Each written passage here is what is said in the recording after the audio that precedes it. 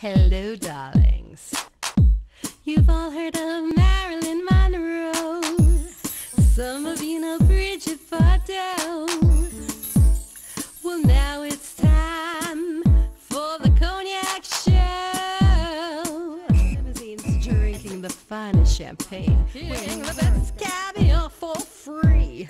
And no matter how much I enjoy myself, they can't.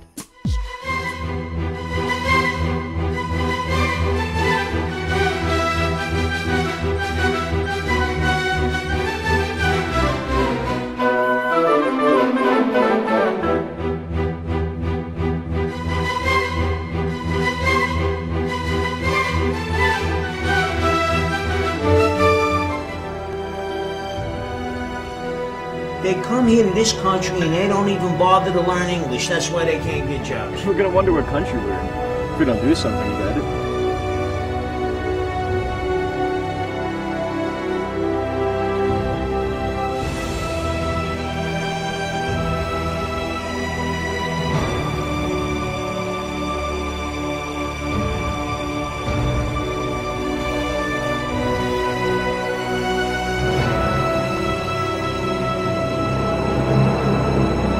Justice system in this country. These damn wetbacks are screwing up America.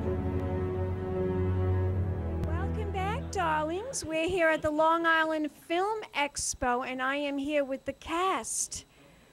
Taught to Hate. What a fabulous film. Your performances were all riveting, I must tell you. You were excellent in the movie.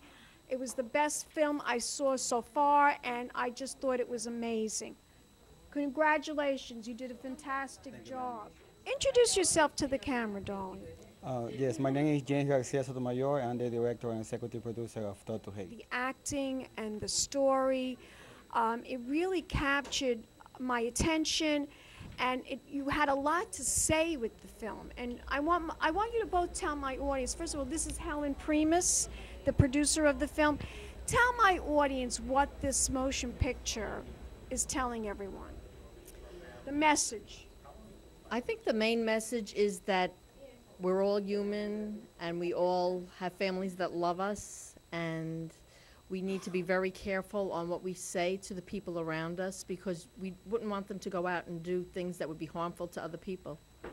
Yes, and the message, of course, is that hate is something that we're not born with, but we're taught to hate. Exactly, right? exactly. And words are very powerful. They're very powerful. Words They're are very weapons. powerful, and they Yes. can be weapons, yeah.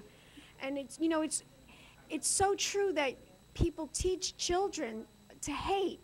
And when you're very young, you're very intimidated by what other people say to you. As you get older, of course, that's not the case. But your mind is like so influenced by what other people say. That's all you know. And if you respect the person, this is something that, you know, you're going to listen to. Yeah. Now, let me ask you, as a filmmaker, did you always aspire to be a filmmaker? When I was a little boy, I always was fascinated by movies. You know, I didn't know that movies were made by filmmakers in those days, but I always felt fascination for the movies. You know, and when I became an adult, I decided that that's what I want to do. Make movies. Exactly, keep making movies. Yeah, well, you do a good job of it. My goodness, this is your first film, right? I done other smaller short films, which are not in the same quality, definitely, you know, but that's how you learn. That's how you learn to make movies, you know, to keep trying, and so far Well, this is you picked a topic that is just so riveting and so controversial. I mean, this movie is getting a lot of publicity. Really, it is. Congratulations to you that you are getting so much publicity, because the story has so much to say. It really does. Yes, thank you. It's a personal story to me. Like Helen said, you have to remember that I think that right now in America and in other countries there is some kind of I don't know, some wrong feelings about immigrants among the population, and I don't think that's right, especially after 9/11. And you have to remember that these immigrants, these poor people, they come here, but they have values like the American population. I you know my family came from Italy, and they didn't have any money, and they came to this country to make a better way for themselves. I mean, that's what the United States is all about. The United States is all about coming here to become better, right? Exactly. You know, I think the State of Liberty says, "Bring me the poor." You know, something like that. There is a message there. Like I was saying before, you always have to remember that the immigrants are human beings. They have human rights. The movie I don't think it takes any side in the immigration debate. It's more about that you have to remember that these day workers, they are human beings and they should be respected. You know, they should be treated as human. Absolutely. And I see that you picked Helen and Brandon to be in this film from last year. You came to see a film last year here at the Long Island Film Expo. What film was that you did see? It was a wonderful coincidence. I came to watch a movie of a friend, T.J. Collins, called Willett's Point, I think. That's right. And Lorraine Rodriguez, who Lorraine played a Rodriguez, wonderful who's role, and Taught also- to Hate, and Arturo Castro. We have a great cast. I mean, the story is really important, but we have wonderful, wonderful people that work as cast members, and we have a terrific crew. So that all made the story Saw very him, real. and you just said this kid is fantastic, right? Oh yeah. What happened is that like I said, I came to the festival to watch another movie, and then watching the program guy, I found Brandon's picture. I remember him from The Sopranos, which Yeah. is one of my favorite TV shows, maybe my favorite. So I said this guy is You see perfect. that? for Everybody loves The Sopranos, darling. Yeah, so I thought this guy is perfect for my movie. It will be a dream come true if I can get him, for my movie. And This performance that you did you do a lot of research? I mean, how did you get into the character, into the role to play the part? I mean, you actually had to kill somebody in the movie. What did that feel like? Well, I mean, of course, I had to do a lot of research. I'm going to be honest right now. I didn't even know about the Marcelo Lucero case until he showed me the screenplay. And I looked it up on YouTube. I read about it all in the newspapers. And I was like, wow, how can I live on Long Island and not even realize what's going on? So, I mean, obviously, I mentally prepared myself like that.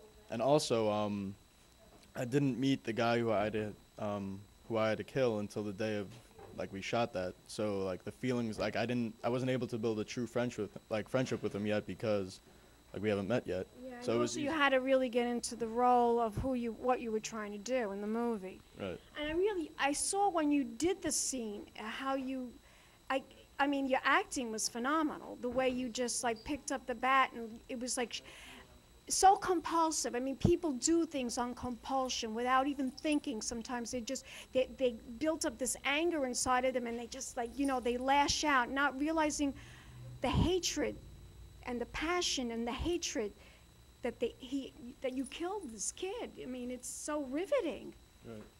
Right. When you saw yourself on screen, what did you think? I mean, I thought I did a pretty good job. I mean, it just shows, you're taught to hate. So then after doing something like that, obviously it's taken to an extreme, but it happens. And after someone does it, if you kill someone, there's no taking it back. In the movie, I was like, oh, I didn't hit him that hard, but he's dead. This is too late. It's too late. It's too late. Those words are very important. Tell my audience, is there a website that we can go to find out more information about the film? yes, we created a website, www.thoughttohate.com, and you can find all articles, the trailer of the movie, and also the screenings. When are going to be the next screenings for the film. I So thought it was disheartening. We're sitting there on the side of the road when we went to film it, and the reaction that we got by passerbys on the road was disturbing. Here I am, I'm going into it, just acting, and people were actually Spencer taking Patterson. it serious. Helen casted me because I was on a ABC TV show called What Would You Do, and it featured the same premise pretty much, which was attacking illegal immigrants.